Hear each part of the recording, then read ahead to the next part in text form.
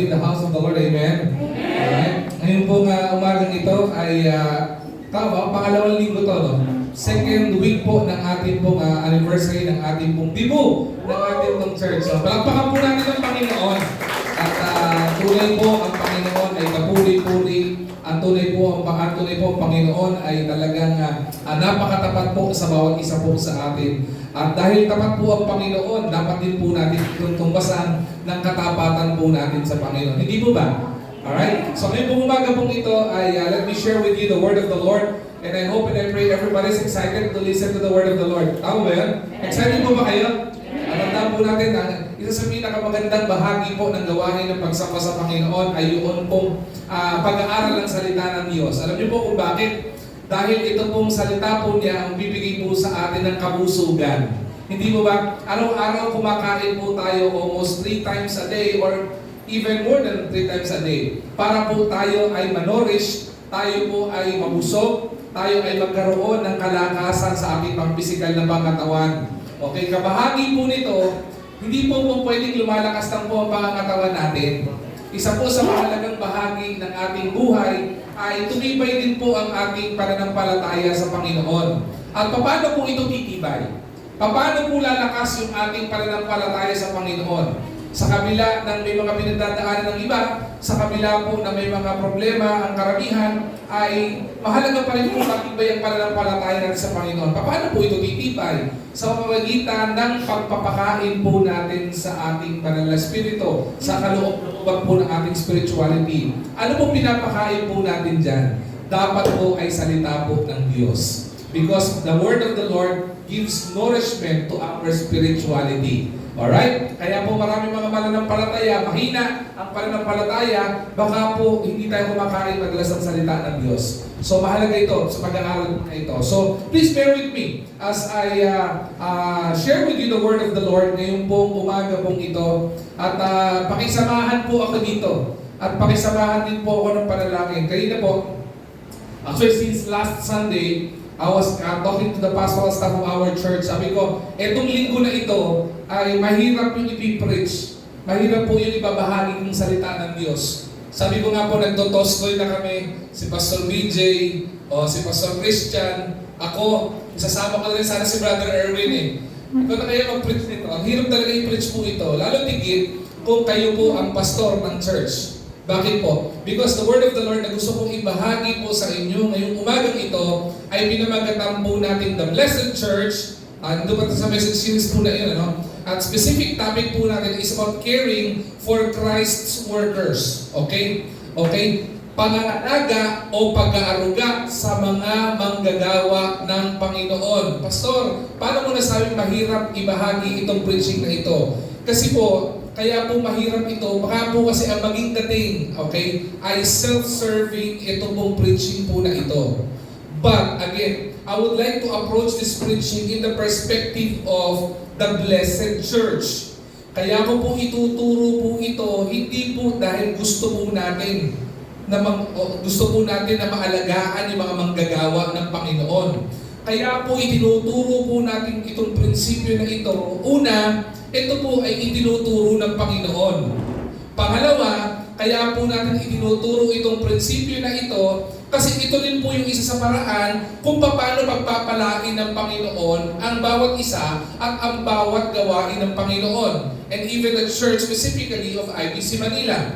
Wala naman po magtatanggi sa atin na gusto po natin pagpalain bawat isang individual. Wala naman po siguro magsasabi sa atin na ayaw natin pagpalain yung church natin.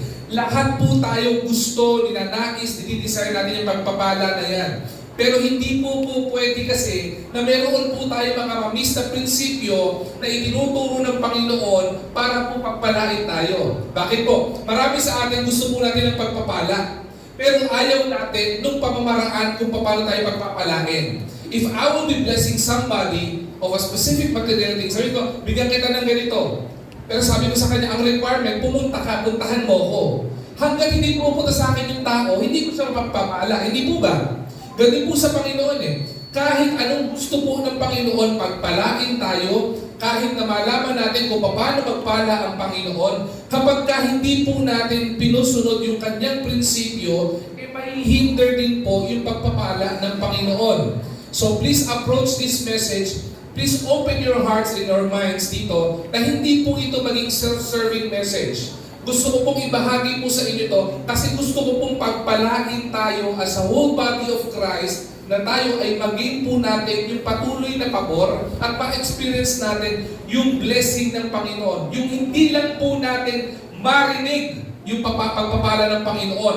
Hindi lang po natin maunawaan yung pagpapala ng Panginoon kung hindi ma-experience po natin yung pagpapala ng Panginoon. Alright? With that, let me share with you, magbigay mo muna ka ng konting encouragement. Alright? Our church, it has been our tradition sa church po na ito na tayo po ay maging mapagmahal sa mga manggagawa ng Panginoon. And I believe this church has been a loving church. The members of this church is a very loving members. I knew that from the beginning. Bakit? Experience ko po sa inyo yun eh. Alright? Pero bahagi po ng anniversary po natin ay ito.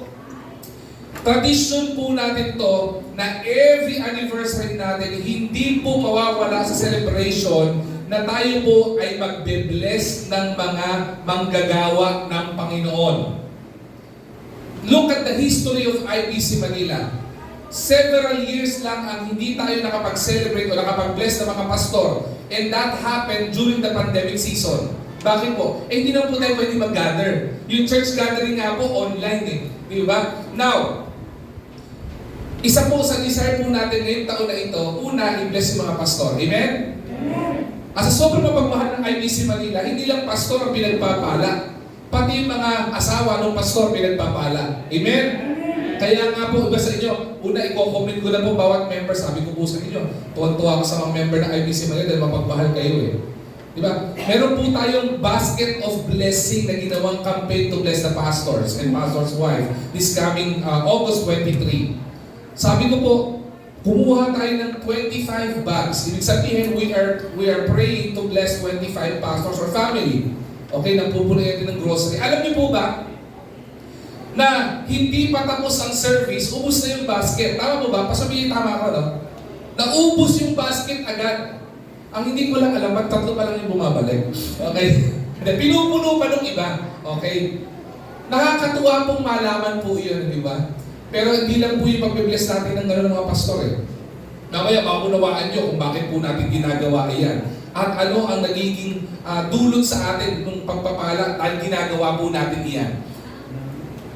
Pero po tayong breakfast fellowship. Sabi natin, every year natin ginagawa natin parang banquet yan eh, di ba? Iba-iba, minsan may restaurant, minsan sa church natin ginagawa. Last year, dito natin ginawa sa church, tama ba? Nag-gather tayo dito, nagawa tayo ng fellowship ng pastors and pastors wife dito sa church. And to tell you honestly, ito po ay naging tradition natin at the same time, ito po ay inaabangan na rin po ng iba natin mga kapastoral. Alam niyo, nakaka-excite po yung gano'n, ano? Yung pong, nung hindi natin nagawa ng pandemic to, may nagsabi po sa amin, Pastor, na-miss namin yung anniversary fellowship nyo Na-miss namin yung anniversary na pastors and pastors wife fellowship. Sabi ko, umanhin kasi una, hindi talaga tayo allowable to do that, but we will be doing that sooner than later. And we are blessed by the Lord na tapos ang pandemic after 3 years or 4 years at nagawa natin uli yan. Now, tayo po ay magkakaroon ng breakfast fellowship on August 23. Amen? Kasama po ng ating po core team at saka po kasama po ng mga pastor at pastor wife natin. To be honest, let me just share with you this honesty, okay? Wala po tayong budget doon. Wala po tayong budget doon. We live by faith and not by sight. Ang lakas po ng loob natin, wala tayong budget. Pero inisip namin parang hindi na masyadong magastos, hindi na rin masyadong maraming asikasuhin dahil maraming gawain. Gawin na lang natin sa isang restaurant. Pwede pag-breakfastan. Gagawin sa McDonald's. So punta kami ni Ate sa McDonald's, tapos nagpa-pencil book kami. Talaga, Pastor? May pera ba kayong pinapambayad doon? May pera bang church? Wala po. Wala po. Punta kami doon, pinapencil book namin, tapos sabi namin, kailan po kayo magpapareserve? Sabi namin, this week magpapareserve kami. May pera po kayo? Wala din. May pera church? Wala din. Bakit kayo nagpapareserve? Wala kayong pera. Ako walang pera. Church walang pera. Pero yung Panginoon ko at Panginoon natin meron. Amen? Amen. Tama po ba? Opo. Eh dito po nangyari. Okay? I was about to clock in sa office po namin around 8:30 or before 9. Somebody texted me, a friend of ours. Kaibigan po namin, ka-prayer partner po namin ito. Pinagpipray natin itong tao na to. Tapos nag-update siya sa mga prayer items na pinagpipray namin sa isa't isa with the family and her family. Tapos, out of the blue, bigla siyang nagsabi doon, Pastor, alam ko malapit na po ang anniversary niyo. Sabi niya, ano po bang maitutulong po sa anniversary niyo? Sabi ko, wow naman. Out of nowhere. Diba? Tapos, ang naisip ko lang kagad, ang pinaka-quick na naisip ko, on top of my mind was, we were praying to bless pastors and pastors' wives. Almost 25 pastors, kung kasama pastors' wife nun ay 20 or 50. Plus 40, mga 60 plus tayo. Tapos sabi niya, sige po pastor, magpapadala po ako. And praise be to the Lord, kahapon, nakapag-down payment na tayo. Okay? Ang pagkatin ng Panginoon. Kaya 14. Dapat 14 ang sasalo nun eh. 14. Konti na lang yung pag-aambaga natin. Praises ba yun? Oo, praises yun. Kahit na may pag-aambagan tayo. Dahil majority nun sila may sumagot na po eh. Hindi po ba? Kaya po ganun po kalaking pagpapala ng Panginoon. Ibig sabihin, tingnan niyo po kung papansinin niyo po, yung desire po natin to bless the pastors because it is biblical, okay? Even the Lord Himself knew from the beginning na wala naman tayong but the desire is there. Ay sabi ng Panginoon, and I will give you the desires of your heart. Nag-provide ang Panginoon, gumamit ang Panginoon ng tao para mag-provide para dito. Right? Tapos, ang isa ito, konti na lang pag-aambagan natin. Now, let me go with the topic na pag-uusapan po natin. Sabi ko po sa inyo, please bear with me. Do not look at this. Okay, premise po muna ito. Do not look and approach this message na self-serving o sasabihin nyo ay kaya pinipreach ni Pastor yan para sa ganito, para magkaroon ng ganito, o para tumaas ang allowance ng ganito, para ganito. Mamaya maiintindihan nyo po as I deliver the word of the Lord. Okay? Pero kaya ko po ini-preach ito at ihahayag po ito sa likuran ng pulpitong ito dahil tandaan po natin, listen to this carefully, the key to God's blessing is not in God's hands. Bakit? Yung susi ng pagpapala ay wala po sa Panginoon. Because He is the blesser. Ang susi ng pagpapala ng Panginoon para makamta natin, nasa atin. Kaya po hindi natin na-unlock yung susi ng pagpapala is because we fail to unlock the key. We fail to apply the principles on how we are going to receive the blessings. Kaya nga po, alam natin, when the Lord blesses, press down, shake it together, running over, paulit-ulit natin narinig yan. Pero marami sa atin, narinig lang natin yan, pero hindi natin na-experience. Have you ever experienced to stand in awe of the presence of God because He is awesome and He is amazing? Diba? Iba po yung pakiramdam eh. Iba po yung pakiramdam na joy na ibinibigay kapag ka naramdaman mo, ang Panginoon ay kumikilos sa buhay mo. Sabi nga po, in dark times, the light of the Lord shines the most. Sa oras ng kadiliman, doon natin nararamdaman yung presensya o yung liwanag ng Panginoon. O mas nakikita natin brightest yung liwanag ng Panginoon. In times of trouble, in times of burdens, in times of need, mas doon natin mapapansin at nagiging kapansin-pansin yung liwanag ng Panginoon. And let's dig in to the principle of the Lord na pag-uusapan natin dito, caring for Christ workers. Before I share with you yung pinaka-text ko natin, let me just share with you this story. Remember, in April 15 of 1912, okay, the famous unsinkable, the famous so-called unsinkable ship that was made during this era, it was known to be Titanic, okay? Sino yung pinaka-popular na tao sa Titanic? Alam ko na sasabihin nyo. Si Jack tsaka si Rose. Di ba? Alam mo, naging box office yung pelikula na yan. Okay, Titanic. Sabi nila, eto daw, napakalaki daw po nito na barko na to. It was so grandiose, okay? Na napakabilis, napakaganda. Noong time na to, this was called to be a modern ship.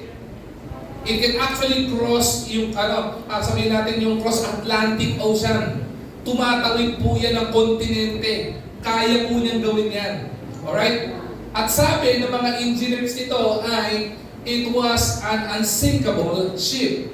But the truth of the matter ay, mahirap pag-declare ng unsinkable kasi naging sinkable siya eh. Di ba? On North Atlantic Ocean, exactly April 15 of 1912, the maiden trip or the maiden voyage of this ship, okay, the first trip of this ship, okay, was done. Diba? Napakadami pong pasahero. Almost 1,500 passengers was on board this so-called unsinkable ship.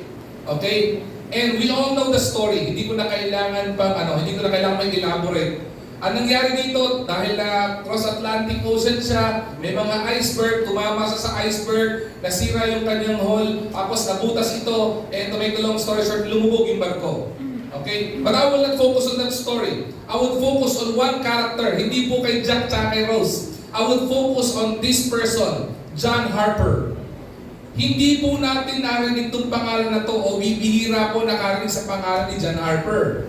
Okay? Mas narinig pa natin yung pangalan ni Jack at Rose. Wala ba nagbuwa ng pelikula para sa taong ito? John Harper on Titanic. Walang ganon. Pero, etong tao na to ay isang pamilyado po itong tao. To make the long story short, itong tao po na ito, he is a Baptist pastor.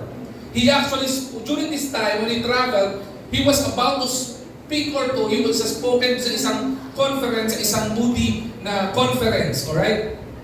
Ang ginawa niya, kasama niya yung pamilya niya, kasakay-sakay sila dito, at nung nangyari po ito, of course, nagkaroon ng commotion, nagkaroon ng kabayo, tension yung barko, at yung mga tao ay isinakay sa mga lifeboat. Okay? Ang ginawa nung pastor na ito, he was a pastor, ay isinakay po niya yung pamilya niya sa boat. Yung kanyang daughter, yung kanyang niece, yung pong pamilya, isinakay niya sa barko o sa lifeboat. After niya isakay ito, of course, nag-sail away ito, yung mga lifeboat para hindi sila maapekto ng paglubog ng malaking ship na ito. Pero anong ginawa nito? Itong tao na si John Harper jumped into the ice-cold water, okay, freezing water of the North Atlantic Ocean, swam from people to people, saving lives. Isipin nyo yun, ano? Kung ako isipin nyo, nasa lifeboat na ako okay na ako, farewell. Diba? So long. Hope I see you again.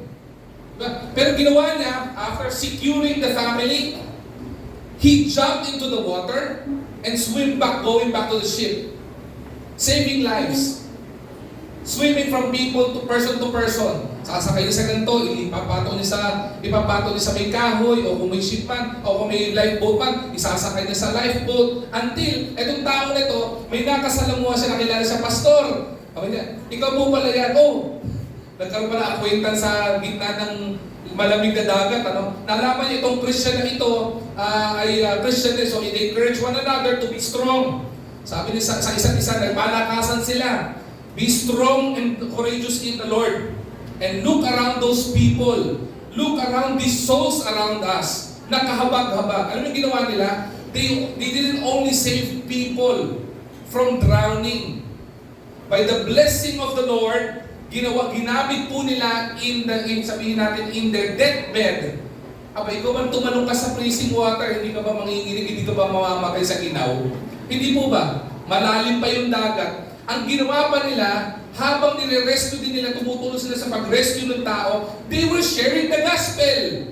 Saan ka nakakita ng ganun? Di ba? Pag namatay ka ba?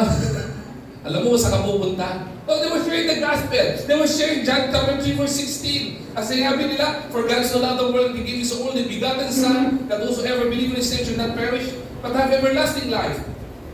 They were encouraging people who were about to drown dun sa tubig na malamig. And they were sharing specifically Acts chapter 16 verse 31. They were going from person to person sharing the gospel of Jesus Christ. And to tell you honestly, in 1912, this pastor didn't survive.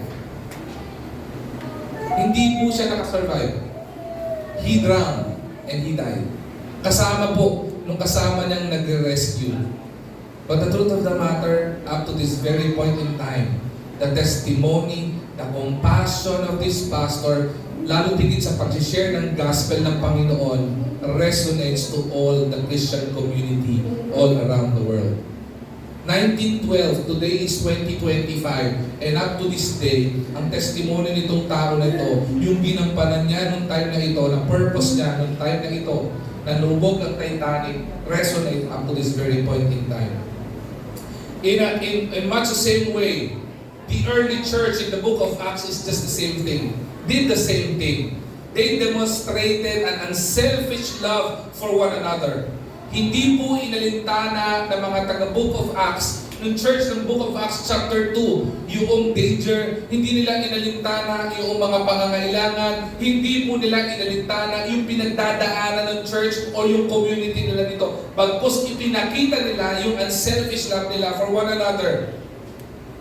Kaya po, to make the long story short, sa message na, ang laki ng dulo ng message na to eh. And the Lord bless the book of Acts chapter 2 church. Alam natin kung anong blessing ito eh. Pero titingnan natin hindi yung blessing, alam natin yung blessing eh. We will be looking at the process on how to reach that blessing. Alright? At makita po, not just the lost, inabot po nila, even their co-laborers in Christ. Remember, yung ginawa po ng pastor ni John Harper, nung may nakita po siya, isinave niya yung co-worker niya. Hindi po niya iniisip yung sarili lang niya. O may kamanggagawa ako dito, isama ko to, iligtas ko to. O may mga maliligaw, may mga malulunod. Share natin ng gospel kasi hindi natin alam. Baka ginawin sila, mamatay din sila sa dagat. Diba? Tingnan niyo po yung compassion, hindi po ba? Sa gitna ng kamatayan, ang mangyayari, yung pa rin pag-share ng gospel of Jesus Christ. You see the resilience of this person. Okay? And they supported each other. They serve with gladness in their hearts. Okay? And that reflects the love of Jesus Christ, okay, in both word and in deed. Hindi lang po isinasabi na mahal ka ng Panginoon, ipinaranas nila sa magitan ng kanilang gawa. Madaling magsabing mahal, pero ang mas magandang pagsabi ng mahal ay yung nararamdaman yung pagmamahal. Hindi po ba? Kaya kung titingnan po natin ito, IBC Manila, let me ask you this question. How different would the ministry of IBC Manila be if Christ's workers, okay, of this church would have the same compassion and passion as Christ loved His work in this world? Isipin niyo po, paano po pagpapalain at anong gagawin pagbabago ng Panginoon sa gawain ng IBC Manila kung makikita po natin yung mga workers ng Panginoon, yung mga manggagawa ng Panginoon, yung mga nagmi-minister o nag-i-involve sa ministry would have the same compassion Christ has for His work in this world. Quite similar with Pastor John Harper. Ano po kayang mangyayari? At ano po kayang gagawin? Alright? Kaya po ngayon, pag-usapan po natin. Hindi ko na po kayo patatayuin because I will just be sharing with you simultaneously yung pong ating pong pag-aaralan. Acts chapter 2, verse 44 to 45 o 47. Ang sabi po dito, basahin ko na lamang po. Since ito naman team verse talaga natin para sa The Blessed Message series na ito. And all that believe were together. At ang sabi dito, and had all things common, and sold their possessions and goods, and parted them to all men, bakit po? As every man had need. Verse 46, and they, sabi ito, continuing daily with one accord in the temple, and in breaking of bread, that is what we did kanina, ginawa ng Panginoon sa buhay natin, from house to house, did eat their meat with gladness and singleness of heart. And in verse 47, praising God and having favor with all the people, and the Lord added to the church daily such as should be saved. May the Lord be blessed upon the reading of His word. Samantali po tayong hilingin ang gabay ng Panginoon sa ating pag-aaral ng Kanyang salita. Panginoon, aming dakilang Diyos, samahan niyo po, Panginoon, kami sa pag-aaral ng iyong prinsipyo, Panginoon, as we unlock, Panginoon, your blessing For us not only to hear the principle on how you bless people and how you bless your children, but for us to experience your favor and your blessings sa amin, dakilang Ama. And Lord, bring excitement to our hearts as we listen to your word ngayon po umagang ito. Itago niyo po ako sa iyong likuran, Panginoon. Gamitin niyo akong manlingkod para maging tagapaghayag ng iyong salita ngayong umaga pong ito. Kayo pong maitaas, kayo pong maluwalhati, Panginoon, sa pangalan ng Jesus. Amen at amen. Tatlong bagay lamang po gusto kong i-share po dito. Tandaan po natin, the workers of the church are primarily pastors, okay? Yung mga Bible school students, Christian workers, kasama po yung mga ministry leaders. But come to think of this, okay? Hindi lamang po kami ang workers ng Panginoon. We are all workers of the Lord. Alam niyo po kung bakit? We are called servants of Jesus Christ. Tayo po ay lingkod ng Panginoon. At tandaan po natin, when we talk about servant in the human perspective, parang iisipin po natin mababang uri ang kalalagayan mo kapag ka sinabing servant ka. Pero ang baba ng uri ng servant ay depende kung sino ang pinaglilingkuran mo. Tama ba? Pero kapag ka ang pinaglilingkuran mo ay hari ng mga hari at Diyos ng mga Diyos, hindi mababang uri ang pagiging servant. It is a privilege na ikaw ay mabigyan ng pagkakataon maglingkod sa naglalang ng langit at lupa. Maganda po yun. Hindi po lahat nabibigyan ng ganung pagkakataon. Kaya po tayo po ay nagagalak kapag ka po merong mga members o may mga church goers tayo o mga believers who follow the Lord Jesus Christ in water baptism at hindi lang doon, hindi nagtatapos doon, kundi nag-obey sa Panginoon at the same time nag-engage sa ministry. We become workers. We become laborers of Jesus Christ. Ang kagandahan po dito, sa lahat ng laborers of Jesus Christ, whether ikaw ay pastor, Bible school student, ministry leaders, or volunteers sa church, sabi ng Bible, our labor in the Lord is not in vain. Ano man ang gagawin mong paglilingkod sa Panginoon, ano mang gagawin mong pagsamba sa Panginoon, ano mang ibibigay mo sa Panginoon, ano mang pagpapagal o pagpapagod ang gagawin mo sa Panginoon, hindi po yung babalik ng walang kapararangang bagay. Hindi po yung walang silbi. Lagi pong nakikita at ino-honor ng Panginoon yan. Kaya mga young people kahapon, di ba? Yung mga young people lang dito kahapon, ako po bilang inyong pastor o tatay-tatayan sa church na ito, alright, ay nagiging proud sa inyo. Sabihin nyo na, Pastor, bakit hindi naman proud sa akin? Wala lang po kami naiuwing award. Ang naiuwi lang po natin ay ano yun? Bible quiz lang. Di ba? Sabi nga ng mga youth pastor natin, Pastor, talagang hindi tayo magaling kumanta, matalino lang tayo. Di ba? Hindi ako naniniwala doon. Bakit po? Kasi wala ka mang naiuwing award o medalya dito. Ang mahalaga, tinanggap ng Panginoon yung awit ng papuri para sa Kanya. Amen. Hindi po ba? Nakaka-proud po yun. Bakit po? Nagpagal po kayo eh. Di ba? Hindi nyo inalintana yung alas 2 na hindi pa kayo pinapatanghalian nung choir conductress nyo. Di ba? Yung hindi na kayo makakanta kasi naaamoy nyo yung mga adult kumakain na. Di ba? Pero alam nyo, yung pagpapagal na yun, hindi po sinasantabi ng Panginoon yun. Tinitingnan ng Panginoon yun. Even the labor of your choir conductress, kahit yung mga nasa audio, yung mga tumutugtog sa inyo, hindi po sinasantabi ng Panginoon yun. Mahalaga po at valuable po sa Panginoon yun. Kaya masarap pong maglingkod sa Panginoon.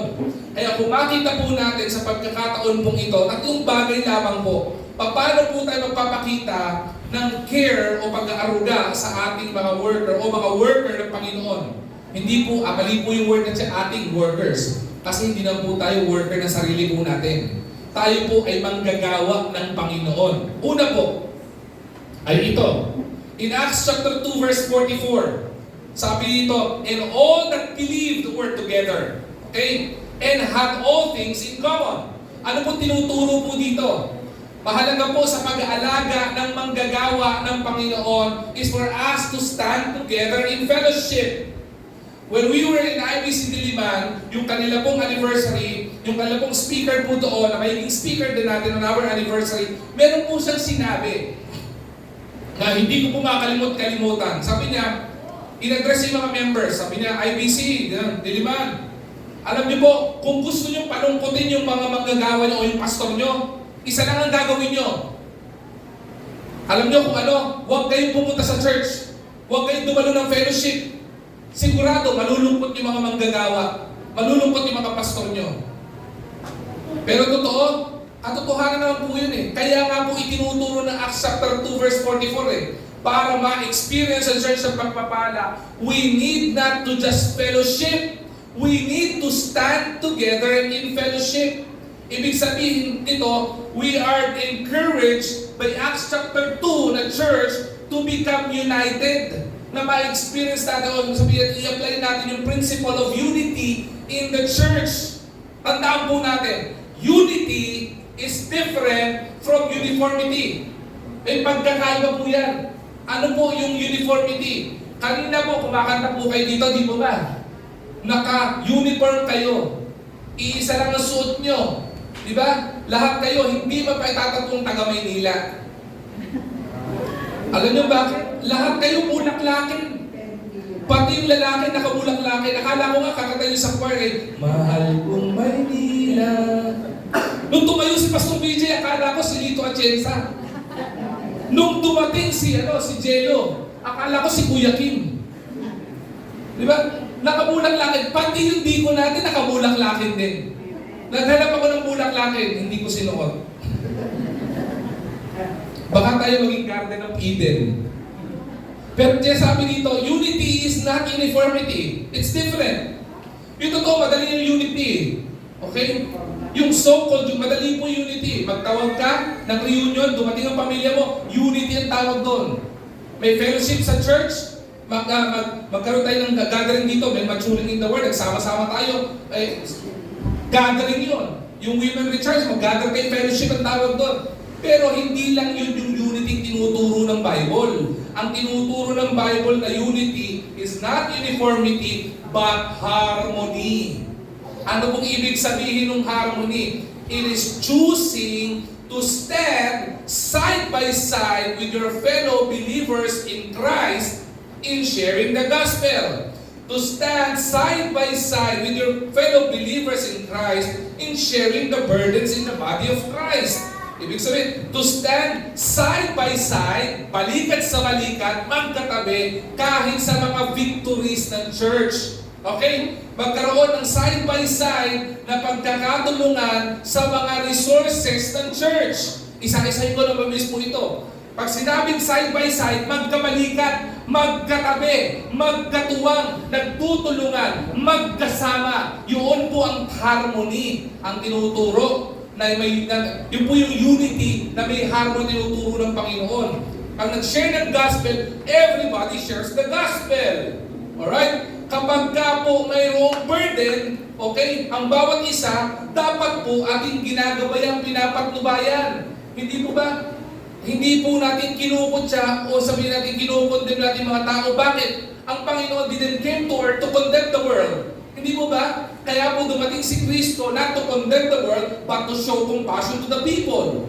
Ipakita yung pagmamahal niya sa mga tao. And that is the example Christ showed to us na dapat po nating sinusunod at ina-apply sa buhay natin. Sharing burdens with each other. Yung kabigatan, okay, dapat po yan ay sama-sama po tayo. At isipin niyo po ito, no? Kung meron, mabigyan mo tayo isang pangangailangan. Let's use yung pinakamalaki natin pangailangan every month. Ano po yun? Rent. Ano po? Rent. Okay? Magkano po rent natin? Huwag nyo na sabihin. Na-stress ako eh. Okay. Ang laki ng rent natin. Isipin nyo, ilan po tayo dito? Almost 60? If only 2 person would actually split yung 42,000 something, gaano kalaki yung hihiwalayin niya? 20, sino magaling mathematician, ha? 21,250. Kasi 42.5 eh, tama ko. Correct me if I'm wrong, ha? Pag mali ako sa math, baka mabas tayo eh. Okay? Pag dalawa lang maghahati, ang bigat hindi po ba? Pag tatlo maghahati, di ba hindi yung 42?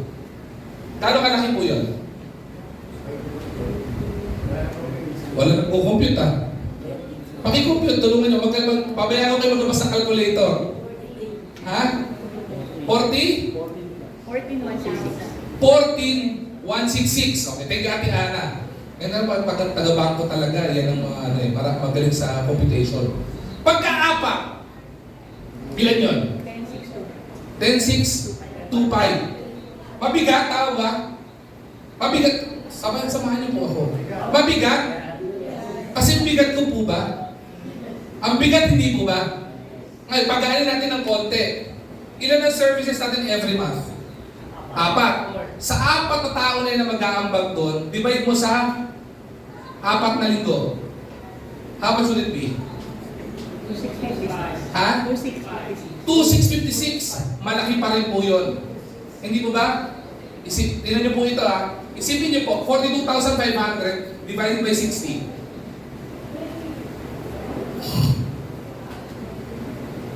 Yan. Okay. Magkano po? 708. 708 divided by 4, 177. 177. Mabigat? Pambihira. Isang kalahating 1.5 lang yan. Tama po ba? Ito po yung tinuturo ng Panginoon. If everybody shares on the burden, gumagaan yung burden. Tama po ba? Amen? Amen. Sabi ko, samahan niyo po ako dito eh. Amen? Amen. Pero hindi po ito pina-apply lang natin sa pangailangan ng church. Kaya po kahit po burden ng kapatiran po natin, let's carry each other's burden. Bakit? Kapag ka marami kang katuwang, kapag ka maraming nananalangin, marami kang kasama sa gawain, hindi po bibigat ang gawain. Tama mo ba? Sa choir, kapag ka po 10 na kayong kumakanta sa choir, putol na litid nyo, hindi pa naririnig yung kanta nyo. Tama po ba? Pero subukan nyo maging 20 yan na kumakanta. Maging 30 kumakanta yan. Kahit bumubulong yan, pati ipis mabibingin. Bakit? Dumadami po eh. The more na maraming nagiging katuwang, the more na maraming nagiging faithful na maging kaagapay, mas lalong gumagaan yung gawain. Amen? Gusto niyo mo ba ng ganon? Di ba sarap po ng ganon? Sa bahay, para mas maintindihan, sa bahay, kapag si nanay lang ang maglilinis, maglalaba at magluluto, malamang yung nanay nyo, 27 years old pa lang, mukha na siyang senior citizen. Bakit? Eh siya nagkikiri ng lahat ng burden eh. Subukan po ninyo na si nanay ang nagluluto, si daddy ang naglalaba, si kuya ang si kuya ang nagwawalis, si bunso, panood-nood lang ng Netflix. Hindi lahat nakikituwag. Aba, ang gaan ng trabaho sa bahay, hindi po ba? Yun po yung tinuturong unity. We cannot be called to be united if not everybody is sharing the burden in the church. Maganda po itong prinsipyo na ito. It is not only for the church, even for the family. Pansinin niyo po, hindi na lang po church na may pangangailangan pang pinansyal o pang ano, hindi po ba? Sa pamilya meron din naman po, hindi po ba? Dati, ang itinuturo lang po ay yung lalaki, in the Bible, okay? Sabi ng Bible, sa mga lalaki, kalalakihan na narin ito, listen to this carefully ha. Mga kapwa ko lalaki, okay, at mga tatay. Sabi ng Bible, you till the land for you to eat. Magtrabaho ka para may kakainin ka. You provide for your family. That is what the Bible says. Ngayon, in this modern world, okay, dahil ang sabi ng Bible, okay, yung mga kababaihan is actually a helpmate. Hindi na rin po nag-iiba na yung mga babae tumutulong na rin magtrabaho para sa pangailangan ng bahay. Bakit po? Para po magkaroon ng kaagaangan. Kasi kung hindi, malamang ma-stroke yung tatay nyo, wala na kayong pagkukunan. Pero kung lahat nakikiambag, kaya nakakatuwa po makakita ng isang pamilya na kahit na mahirap o hindi naman sila ganun ka-well off, pero nagtutulungan sa lahat ng aspeto ng buhay, sa gawaing bahay, sa problema sa bahay, nagpapanalanginan, sa mga pangailangan, nag-aambagan, ako na sa kuryente, o ako na sa internet, O ako na sa bahay sa renta sa bahay. O ako na gagawa nun. Sabi nung isa, o ako na ang tagakain. Ikaw na ang tagahugas. Di ba? Pagka lahat may ambag, gumagaan po. Hindi po ba nagkakaroon ng gagaangan?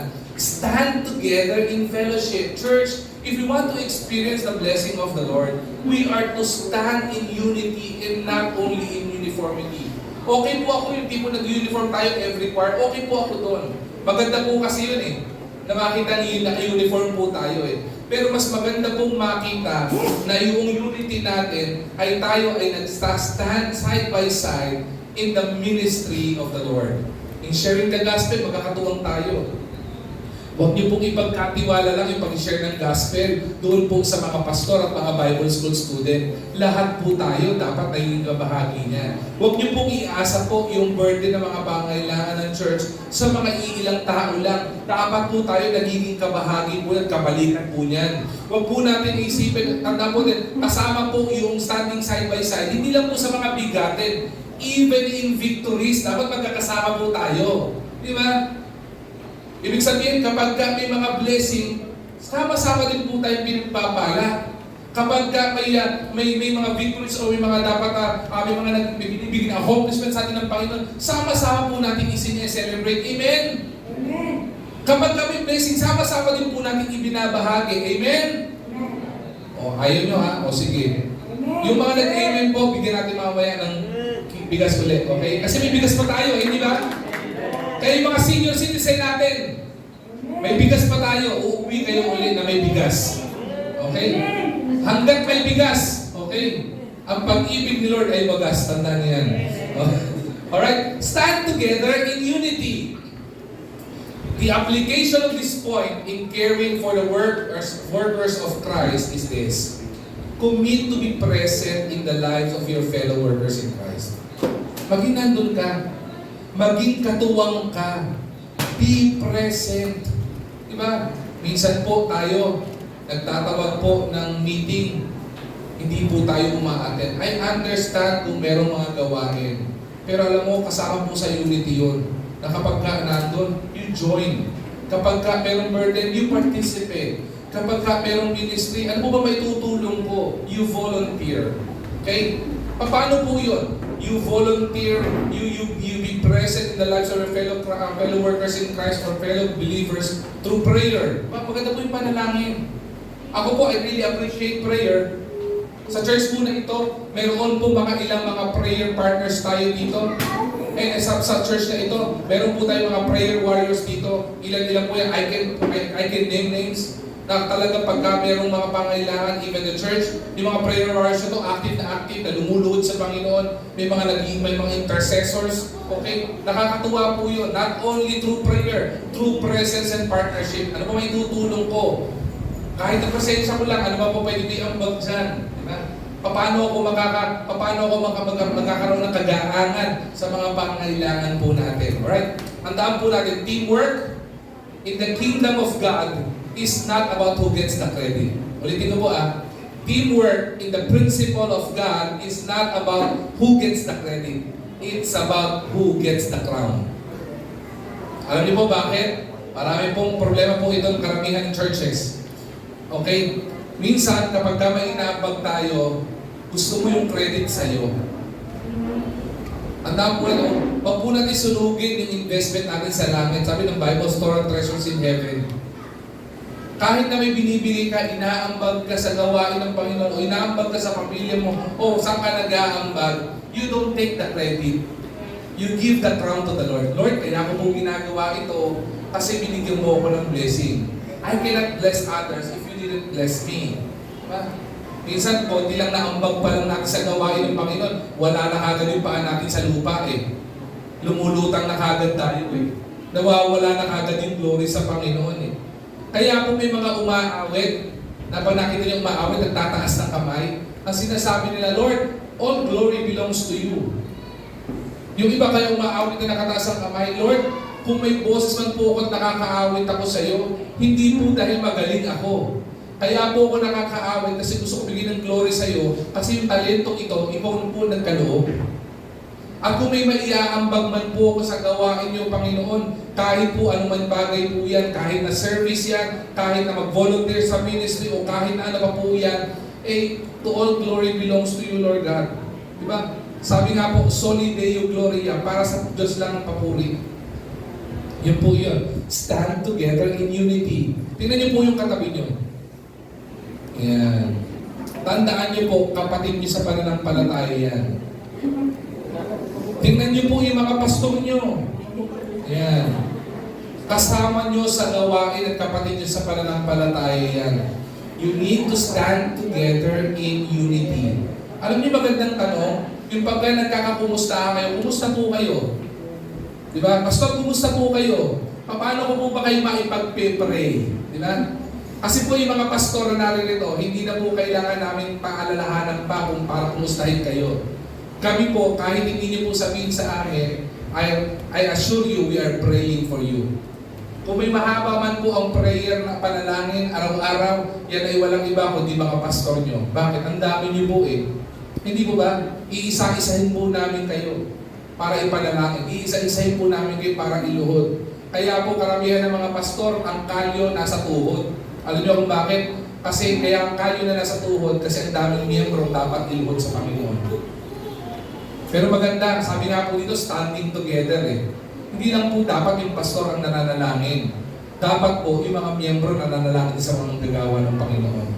Amen? Tama ba yun? Standing together. Diba? Sa tingin nyo, kayo lang ba may problema? Yung mga pastor din po nagkakaproblema. And if everybody stand together in fellowship, gumagaan. Alam niyo po, bibihira po sa akin mga pastor, lalapit sa akin, pastor, pinagpipray po namin kayo. Pastor, sana po nararamdaman yung prayer namin sa inyo. Pero kapag kami gumagano'n po sa amin, nakaka-encourage po yun. Alam niyo po, ang lakas ng encouragement nun. Because the only encouragement we get is actually from the Lord. That our labor in the Lord is not in vain. Pero masarap po yung unity and not only uniformity. Alright? Stand together in fellowship. Amen? Amen. Pangalawa po, ito medyo mabigat ng content. Actually, mabigat ito. Share in faithful support. Okay? Share in faithful support. Acts chapter 2 verse 45, babalik po ako. Ito po yung pinaka-yung verse natin last Sunday. So medyo gagaan lang ng konti ito kasi may preaching na tayo last Sunday. At hindi ko na po uulitin yung dance step ko. Pakibalikan na lang sa YouTube. Acts chapter 2 verse 45, ang sabi doon, and they sold their what? They sold their possessions and goods and parted them to, sabi dyan? To ano po? To all men. Alright? As every man had need. Okay. Kung titignan po natin, it's about sharing faithful support sa mga manggagawa. Okay, sa mga magawa ng Panginoon. Last Sunday, I approached this, okay, in the perspective of the members. Church, kailangan tumulong tayo sa mga kapwa nating mananampalataya. Alright? We bless others as we are blessed by the Lord. Naniniwala po ako, we are not blessed by the Lord for nothing. We are blessed by the Lord to be a blessing to others. Okay? At dito magkakataon po ito, hindi na po ito members ng pag-uusapan. Paano naman po yung mga nagtatrabaho o yung mga manggagawa ng Panginoon? Kasi ang sinabi naman po dito, to all men eh. Sa church po, hindi lang naman po mga miyembro ang tao. Tama po ba? Sa church po, meron din pong mga manggagawa. Hindi po magkakaroon ng church kung walang workers or pastors or lay leader or deacon ng church. Tama po ba? Okay. To all men, lahat po ito. Kaya perspective nito ngayon is supporting faithfully yung gawain ng Panginoon at yung mga manggagawa ng Panginoon. Tignan niyo po ito. In the early believers, in the early church, okay, they are willing to sacrifice so no one was left in lack.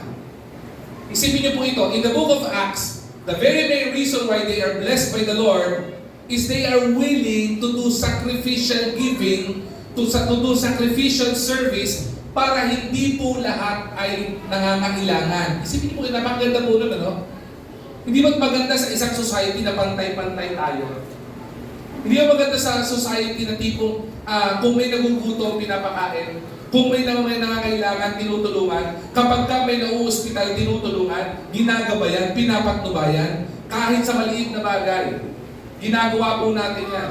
Kaya po, meron po tayong isang member na nandito po natin, kaibigan rin po natin ito, na-aksidente sa motor. Sabi ko sa mga maturing in the word, okay lang ba? I know we have needs, okay? Nung nag-maturing in the word kami, may mga needs tayo. Okay lang ba mag-chip in tayo kahit magkano? Yung sinasabi lang ng Panginoon sa puso natin. Bakit? Para matulungan natin yung kapatid natin. Alam nyo, kahit paano, nakapagpadala tayo ng konting financial support. Maliit lang po yun kumpara dun sa kanyang bill sa ospital. Pero ang laking encouragement po sa kanya. Bakit po? Because all men in the church had need. At kapag ka po tayo nagkakatuwang-tuwang tayo, ang sarap po ng ganun pakiramdam, hindi po ba? Alam niyo yung pakiramdam na hindi mo na kailangan lumapit sa Bombay kasi may gabay ka ng Panginoon at may mga kapatid ka sa Panginoon na tutulong naman sa iyo. Pero, listen to this carefully, sa church na ito, hindi po tinalaw ang utang. Utang na loob. Marami pong mga miyembro na nagkahiwalay-walay at nagkawatak-watak kasi na ang testimonya sa utang. Kaya utang na loob, huwag kayong mangungutang. Humingi kayo ng tulong. At kapag kami nga ng tulong, hindi naman kailangan lahat ng hiningi tulong ibigay nyo eh. Di ba? Kung ano sa tabi sa inyo, itulong nyo. At kung kayo magpapautang, di ba? Para hindi sumama loob nyo, huwag kang magpautang, tumulong ka na lang. At least hindi ba masama loob mo pag hindi ka binayaran? Kasi hindi naman siya utang. Tao ba? Magandang prinsipyo yun, di ba ba? Masarap po sa church, ganun ang prinsipyo po natin eh. We help each other. Okay? Ang nangyari dito, para daw walang left in lack na mga nangangailangan. Lahat sila magkakatuwang, magkakagabay-gabay. Di ba? Hindi mo pwede nagugutom, nakakain, walang pagkain. Ano po pwede yung pag dito isa? Meron po tayo isang church, satellite church natin. Nakakatuwa po yung kanilang ginawa. Ginawa ng pastor, may mga biniminister sila mga families, okay, na mga they are literally in need. Ang ginawa nila, bumili sila ng maliliit na balde. Mga tipong 5 to 10 kilos na balde lang. Para doon sa mga able naman na makatulong. Kumuha sila ng balde, tapos sabi ng pastor, gawin natin, total lang sa saing. Every saing nyo, kumuha kayo ng sandakot, yung parang isang gatang may gano'n. Okay? Isang gatang, pag nagsaing ka, kumuha ka isang gatang, lagay mo doon sa balde. As every year, ilang families ang tutulungan nila. Di ba nakakatuwa po yung ginaka-encourage yung gano'n? Sa atin, hindi naman kabigatan na maglagay ka lang isang gano'n eh. Isang baso, okay? Hanggang sa di makikita, uy, napupuno na pala oh. Tapos maisip mo, gagamitin ka ng Panginoon para maging tulong o encouragement niya sa kapwa mong mananampalataya. Hindi mo ba? So yun po yung maglaking blessing dito. Nakakuha mo yung principle na yan in Acts chapter 2 verse 45. So that nobody will be left in lacking, they will learn to do sacrificial giving. Okay? Kaya, kung titignan po natin, in Acts chapter 9 verse 14, okay? This was written by Apostle Paul. Makikita natin, even so hath the Lord ordained that they which preach the gospel should live by the gospel. Okay? Ulitin ko po Acts 1 Corinthians chapter 9 verse 14. Even so, the Lord ordained that they which preach the gospel should live of the gospel. Ito tinutukoy po ito sa mga pastor panggagawa. Okay? Whether ikaw ay Bible school student, pastor ka o manggagawa ka. Kapag ka ikaw, ang ikinabubuhay mo ay pag-share ng salita ng Diyos, ang dapat sumusustain sa iyo at nagpo-provide sa iyo ay yung church. Kasi doon nanggagaling yung ginagawa mo. Ano yung pinaka-area of ministry mo. Kaya sabi na, those who preach the gospel should live of the gospel. Ang nagpapakain sa iyo, yung gospel din ng Panginoon. Okay. Ito ay tinuturo po specifically, okay, ni Apostle Paul sa mga church believers. Kaya ito po ay tinawag na Pauline epistles. Tinuro po ito ni Apostle Paul. Para makita niyo po yung konteksto nito. Apostle Paul, in the scripture, is one of the person in the Bible na maraming church na naitayo. Okay. Si Apostle Paul, as a pastor, he also have work. Kaya po ang tawag sa kanya, he is a bivocational pastor. Bakit? Sa kabila ng kanyang pagpapastor, sa rin po ay mayroong trabaho. Ang negosyo po niya ay tent making. Yun ang ikinabubuhay niya. And yung kanyang trabaho, listen to this carefully, yung kanyang trabaho, it complements the ministry. Bakit? Gumagawa siya ng tent. Ang mga bahay po noon, tent, kaya tent making ang tawag dito. Naging advantage din po yun at complementary po, nag-complement po yun sa ministry niya. Kaya po hindi siya nahirapan magtayo ng mga churches kung infrastructure ang pag-uusapan kasi po, ang trabaho niya is tent making. Okay? So, it complements, ano po? So, kung meron po siyang negosyo at meron siyang trabaho, ibig sabihin, meron po siyang, ano po? Sabi ko, samahan niyo po ako eh. Meron siyang kinikita. Tama po ba? So, ibig sabihin, kung kumikita siya, hindi naman niya kailangan ng support financially ng church. Tama po ba? Samahan niyo po, tama po ba? Tama po. Hindi po niya kailangan. Ang tanong, bakit po itinuturo ni Apostle Paul sa church itong prinsipyo na ito? Because Apostle Paul understood that the key to God's blessing is not in receiving but in giving. Naintindihan po ni Apostle Paul na in Acts chapter 2 na pinagpala ng Panginoon yung church na ito is because the people learn to practice the principle of the Lord. So itinuturo po niya ito. And listen to this carefully, okay? Kung titingnan niyo po ang kanyang church journey ni Apostle Paul, he established, okay, yung pong Epaphroditus na church, yung Thessalonica, yung Berea na church, even the Macedonian church, the church of Corinth, ang dami pong naitayo ni Apostle Paul na church. Alam niyo po kung paano nangyari yon? Alam niyo po kung bakit nanganak ng maraming churches? Alam niyo po kung bakit na-propagate yung churches noong time na ito? Tingnan niyo po yung principle ng Acts chapter 2 verse 42 to verse 47. After all the principles were laid down, in chapter 40 and verse 47, sabi ng Bible, and the Lord added daily into the church. Tama po ba? Same principle applies. Noong pong panahon na ito, na si Apostle Paul, bagaman may kinikita, bagaman may trabaho, yung church natutong mag-ambag, natutong magsuporta ng mga manggagawa ng Panginoon, kaya po yung gawain ng Panginoon mas lalong lumawig, mas lalong lumaganap. Kaya nga po napagkalooban na bigyan ng pagkakataon si Apostle Paul to establish a lot of churches. Even up to the day, ay nag-resonate po yung mga churches na itinatag at pinalaw ng Panginoon itatag ni Apostle Paul. Makinig po kayo maigi. Alam ko, sabihin ng iba dito eh. Ang sabihin, pastor, hindi naman po lahat ng miyembro ng church ay mayaman. Tandaan po ninyo, hindi po mayaman lang ang po pwedeng magambang sa gawain ng Panginoon. If everybody shares, hindi po bumibigat eh. May competition tayo kanina, sample competition tayo kanina, di ba? Hindi po mabigat eh. If 60 person would be sharing a week, at least 170 lang yun eh. Tao ba? In Apostle Paul's principles, pagkakataon po na ito, hindi po mayayaman lang ang nagambag. One of the poorest churches, okay? Apostle Paul established, listen to this carefully, is the Church of Macedonia.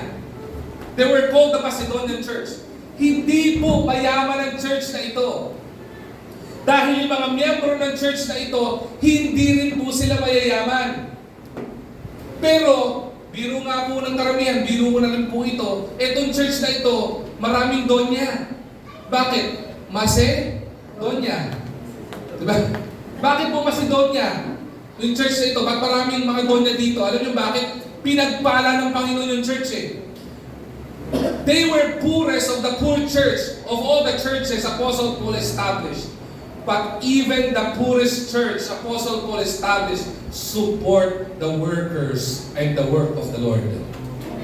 Alam niyo po ba kapag natatravel si Apostle Paul, itong mga churches na ito, they even send their financial support. They even send their prayers to the workers of the Lord. They even send help for the food ng mga manggagawa ng Panginoon. Kaya po tumuloy-tuloy ang gawain ng Panginoon eh. Listen to this carefully. Even the time when Apostle Paul were in jail, nakulong po sila. Ito po mga churches na to, continuously support and pray for the work of the Lord. They even continuously support the workers of the Lord. Kaya nga po dinadala nila sa Apostle Paul sa prison cell eh. Kaya nga po, even in prison cell, nakapagsulat pa ng epistle si Apostle Paul eh, na ipamahagi pa rin po ito sa iba't ibang churches eh. Kahit hindi po physically nandun yung pastor nila, dahil naikulong sila, ano nangyari? Nakakapagpalawig pa rin po ng gawain ng Panginoon. Bakit? Even the poorest of the church ay nagbigay at tumulong sa mga manggagawa at gawain ng Panginoon. Isipin niyo po yun. Wala pong excuse eh. Wala po excuse doon. But listen to this carefully. There is a warning. Pastors, may co-pastors and workers of this church, may warning ang Panginoon dito. Tandaan niyo po ito. Ang warning ng Panginoon we found in 2 Corinthians chapter 2, verse 17. Sabi dito, for we are not, these are for the pastors and workers of this church, okay? For we are not as so many peddlers of God's word, but as of sincerity, but as of God, inside of God, we speak in Christ. Ano pong sabi dito? Paalaala sa mga kapwa ko maggagawa ng Panginoon. Hindi po tayo maghahayag ng gospel of Jesus Christ kasi gusto natin magpayaman o gusto natin kumita. Kaya pong ginamit dito, for we are not peddlers of God's word. Ano po yung peddlers? Peddlers are sellers. Vendors ang peddlers. Hindi po itong para gawin natin mag-share ng gospel, mag-preach sa likuran ng pulpito para po tayo ay kumita. Ang church po ay hindi negosyo. Okay? Paalaala po yan. Kaya po kunyari po kami naiimbitahan kami mag-preach sa isang church. Hindi po kami tumatanggap ng salary. Ang tinatanggap po namin ay love gift. Kaya po kapag kami inimbita tayong speaker, we don't give them envelope na sinasabi natin, itong bayad ko. Dahil nag-preach ka, na-encourage kami sa iyo, babayaran ka namin ng ganito. Because the truth of the matter, no money can actually, or no amount of money na po pwedeng tumumba sa salita po ng Diyos. Okay? At no amount of money na po pwedeng tumumba sa mga calling ng pastor nyo para magbahagi ng salita ng Diyos. Pero paalaala po ito sa mga manggagawa ng Panginoon, hindi po tayo magsasalita ng salita ng Diyos, hindi tayo magpapagaling o mag-aaral ng maigi to share the word of the Lord para po tayo kumita. Okay? Dahil naniniwala po ako, kahit po yung mga taong nagugutom, pinapakain ng ibon nga sa ulam, pinapakain ng Panginoon eh. Tayo pa kayo mga anak ng Diyos. Amen? Amen. So paalaala po sa atin to. But the scripture would say, the lives of Apostle Paul, who supported himself through his own labor and encouraged others to do the same. Acts chapter 20, verse 34. Alam niyo bakit? Even Apostle Paul himself supported the ministry. Hindi po makakapagtayo ng church kung hindi binigyan ng Panginoon ng abilidad, hindi binigyan ng Panginoon ng kapasidad si Apostle Paul na magkaroon siya ng tent making, magkaroon siya ng earning para mag-establish ng church. Tandaan niyo po, even the work of Apostle Paul complements the work of the Lord. Pero titingnan po natin, sabi niya hindi lang po siya ang nag-support. Ang ginawa po dito, may nakatuwang siya. Kaya nga po ang unang point natin, stand together in fellowship. Kaya nga po marami po siyang nakatuwang po dyan. From the Thessalonian church, may mga supporters siya, may mga prayer warriors siya. In the church of Corinth, may mga supporters and prayer warriors siya. In the Macedonian church, the poor church, meron siya supporter at mga prayer warriors po diyan. At ang ginawa ni Apostle Paul dito, he encouraged other churches as well. Bakit? Para ano? Para hindi sila makulong at yung salita ng Diyos doon lang sa lugar nila. Mas lumawig pa ito. Kaya po ang Acts chapter 2, and the Lord added daily into the church. Totoo, kaya po hindi nagdadagdag ang kaluluwa ng Panginoon sa church. Eh paano magdadagdag ng kaluluwa kung wala tayong pang-invest doon sa evangelism? Paano magdadagdag ang Panginoon ng kaluluwa kung even pamasahin ng mga workers to go visitation, wala tayong naipo-provide? Naniniwala po ako, hindi naman po problema natin yung provision eh. Because the Lord is our provider. Yung iambag natin, hindi po mayayanig ang kapangyarihan ng Panginoon sa iambag natin. Daluyan lang po tayo ng pagpapala ng Panginoon. Okay? The key takeaway na maintindihan natin is that while financial support for those who preach the gospel is biblically supported, itinuturo ng salita ng Diyos, ipinapahayag ng salita ng Diyos, it should be done in the right perspective and in the right motives. Not for personal gain or for exploitation of the word. Ito po ay magampanan kasi po obligado tayo at ito po ay prinsipyo ng Panginoon kung paano tayo pagpapalain ng Panginoon.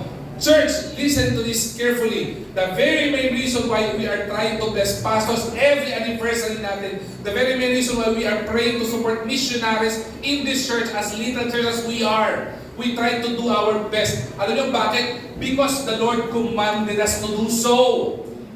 Alam niyo po bakit tumutuloy ang gawain ng IBC Manila? Because we tried in our own little way to follow all the principles of the Lord for us to experience the blessing of the Lord. Alam niyo po ba, marami tayong mga pagkakataon, nasasagad tayo financially, may pangangailangan po tayo, pero kailanman hindi nagkulang ang Panginoon sa church na ito. May mga panahon na wala tayong pambayad ng upa, ipo-provider pa yun pambayad ng upa. Ang tanong kayo pinadadaan, hindi ko alam, pero alam ko galing sa Panginoon. May mga gusto tayong gawin gawain na magbibigay ng cost sa atin. May kabigat wala tayong pera.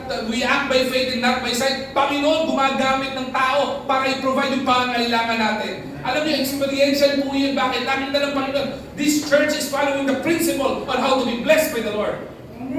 This church has been loving to the Lord. And I'm looking forward how the Lord will bless this church. Because this church is a loving church who loves the work of the Lord, who loves the Lord, and who loves the workers of the Lord. Hindi po ako dahil sinasabi ko dahil gusto nyo po supportahan nyo po kami. Because it is your duty to support your workers. Sino po magpapakain kung wala nagluluto? Tama po ba? I'm not saying this dahil gusto ko supportahan nyo kami ni Pastor PJ, Pastor Christian, but it was written in the scripture na ang dapat nangangalaga sa mga manggagawa ng Panginoon, maliban sa Panginoon at sa mga tao ng Panginoon sa lupa, ay walang iba maging mga anak ng Kristiyano. Amen? Amen po ba doon? Amen. So ako nagpapasalamat po ako sa inyo kasi kayo po tagapangalaga po namin. Okay? Last, serve with the spirit of gladness.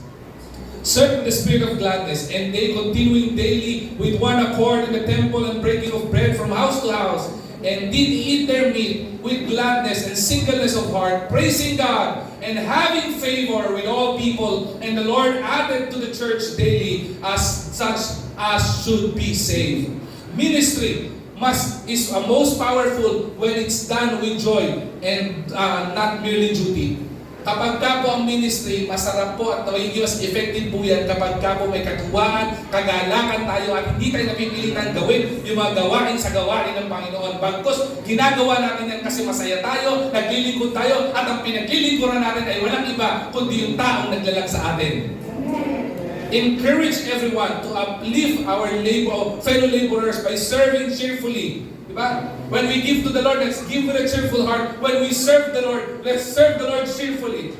Because the Lord doesn't look at what you give. The Lord looks at the content of your heart, your intention. This is pointing them toward God's faithfulness. Maging faithful tayo sa Panginoon. A cheerful servant is a contagious servant. Joy fuels the mission. Yung kagalakan, pansinin niyo po, wala na kayong kagalakan sa gawain. Sa tingin niyo, tutuloy pa gawain na to? Tutuloy pa rin po ito dahil gawain ng Panginoon. Pero sobrang bigat. Pansinin niyo po, nung iilan-ilan po tayo dito, ang bigat po ng lahat eh. Ang bigat kumanta, ang bigat magpuri, ang bigat magbigay, ang bigat maglingkod. Pero habang dumadami tayo, mas gumagaan eh. Mas nagiging masaya eh. Yung marami na nagiging katuon sa gawain, marami na nagiging bahagi ng mga ministry, nagkakaroon ng kagalakan, ng paglilingkod sa Panginoon, mas gumagaan, mas sumasarap yung fellowship ng bawat isa. Because a cheerful servant, yung may katuwaan sa paglilingkod sa gawain ng Panginoon, becomes contagious servant. Nakakahawa na maglingkod kasi masaya yung naglilingkod. Subukan niyo pag naglingkod kami nito, kami ay, alam mo, okay na yan. Ang saya-saya naman. Nakakatuwa naman. Gaganahan ba kayo? Yung walang kagana-gana, di ba? Kahit yung apritada nyo, kulay red o kulay orange, kapag ka walang lasa, hindi masarap yan. Tama po ba? Ganun din po sa gawain ng Panginoon. Kahit nandiyan ang presensya mo, kapag ka wala kang joy, wala din lasa yan. Kaya nga po sabi ng Bible, di ba? Kung mainit ka sa Panginoon, magpakainit ka sa Panginoon. Bakit? Kung maligam ka ang paglilingkod mo sa Panginoon, o walang ligaya yung paglilingkod mo sa Panginoon, sabi ng Panginoon, I will spew you out of my mouth. Iluluwa lang ng Panginoon yan. Sa mas layman's term na sabi ng Panginoon, walang lasa. Gusto ba natin yung gano'n? Kaya yung people, I know iba sa inyo discouraged na wala kayong nakuha. Tandaan yung Panginoon napalulon at huminto ang Panginoon sa pagpupuri niyo sa Kanya. Kasi alam niya kung paano kayo nagpagal, kung paano kayo naglingkod, kung paano kayo nagpuri sa Panginoon. Let me end with this thought. If you love the Master, if we love the Master, you will love those who labor in His vineyard. Kung mahal mo ang Panginoon, mamahalin mo yung mga tao na tinawag ng Panginoon para maglingkod sa ubasan niya. Mahirap magkaroon ng church na walang pastor. At walang church na walang pastor. Remember, the head of the church is not the pastor. It is not us. It is the Lord's. Pero yung mga tinalaga ng Panginoon sa inyong mga pastor, in Ephesians chapter 4, mga pastor po ninyo, ang mga manggagawa nyo, even the Bible scholars na tinawag ng Panginoon to do His calling, yan po ay regalo ng Panginoon sa church. And the greatest gift in the church is not only the pastor, but Christ Himself giving us salvation. If we love the Master, if we say mahal natin ang Panginoon, we are to love those who labor in His vineyard. A church that stands together, shares in support, and serve with gladness will not only strengthen its workers, but it will also shine as a testimony to the world. Sarap po na naman. Bakit po?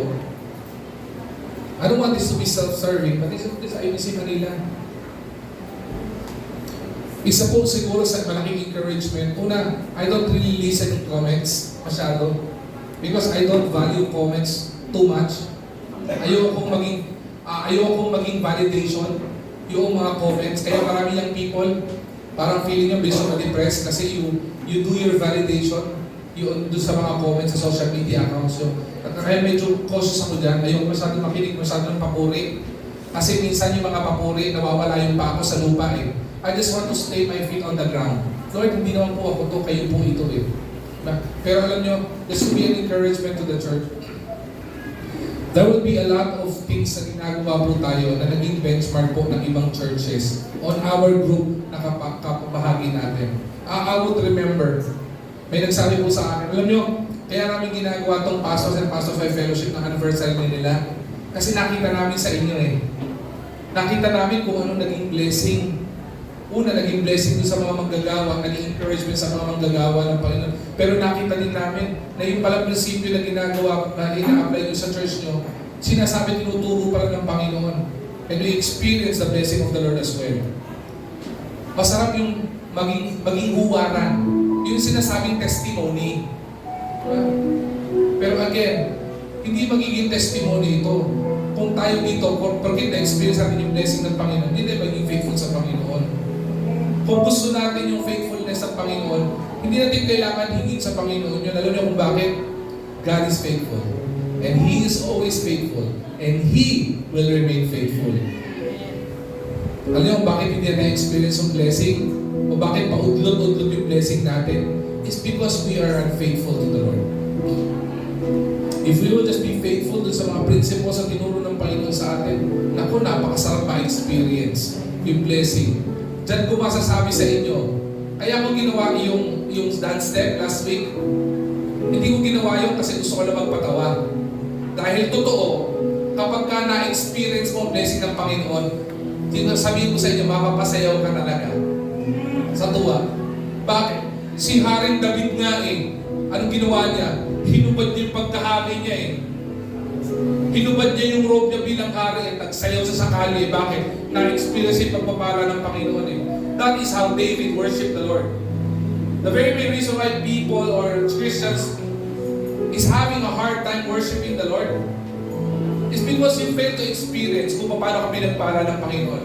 And how will you experience the blessing of the Lord if you will not be following the principles of the Lord? Ano yan eh? Ang tayo ito, life cycle yan eh. Diba? Ang hirap magpuri kapag ka, diba, may pinagdadaanan ka. Pero subukan mong pinagpapala ka ng Panginoon. Subukan mong kumikilos ang Panginoon sa buhay mo. Maniwala ka sa hindi, makakapagpuri ka ng wagas. At hindi po dahilan yung pong bagay na may pinagdadaanan ka, kaya hindi ka nagpupuri sa Panginoon. May blessing ka, wala kang blessing. Kapag ka mayroon tayo ng pagsama sa Panginoon, magpuri ka sa Panginoon. And you will experience kung anong pagpapala ng Panginoon sa buhay mo. Amen? Tama natin. One of the key to God's blessing is for us to care not only for Christ workers, but to care for Christ's work on this earth. And the divine promise of the Lord, and the Lord will add daily into the church. Let's do this very personal. If we want the abundant blessing of the Lord to IBC Manila, let's follow with all our hearts all the principles the Lord gave us to experience the abundance of God's blessing in our life. Isa dito is caring for the work of Christ. At huwag din po ninyong pababayaan yung mga workers ng Panginoon. Yung mga workers na yan, ibinigay sa inyo ng Panginoon bilang regalo. Si Pastor Christian, yung people na naririto. Yung people, nandiyan ba kayo? Gising ba kayo? Okay. Yung youth pastor nyo. Okay? Binigay sa inyo ng Panginoon yung bilang regalo. Pangalagaan nyo. Okay ba yun? Pangalagaan nyo. Mahalin nyo. Isama nyo yung asawa. Mahalin nyo rin. Sa mga adults sa church na ito, Pastor BJ.